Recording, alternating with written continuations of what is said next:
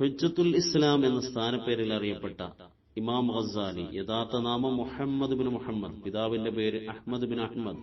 അദ്ദേഹം ഒരു സ്വാലിഹാണ്, ഫക്കീറാണ്. തൂസിലങ്ങാടിയിൽ കമ്പിളി നെയ്ത് വ്യാപാരം ചെയ്തിരുന്ന, കച്ചവടം ചെയ്തിരുന്ന ഒരു സാധാരണക്കാരൻ. ആലിമീങ്ങളുടെ വലിയ മഹബത്താണ്.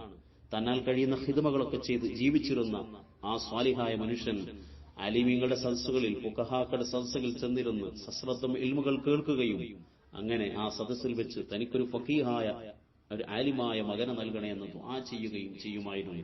വയലിന്റെ സദസ്സിൽ പോയിരുന്നാൽ വയലുകൾ കേൾക്കുകയും വല്ലാതെ കരയുകയും ചെയ്യും.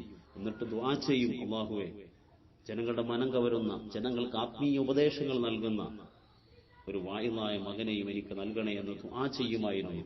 പിതാവിന്റെ പ്രാർത്ഥനയുടെ ഫലമെന്നോണം ലോകപ്രശസ്തനായ മുഹമ്മദ് ബിൻ മുഹമ്മദ് എന്ന ഇമാം ഗസാലി ആ പിതാവിന് ലഭിച്ച ഏറ്റവും വലിയ സൗഭാഗ്യമാണ്, നിധിയാണ്.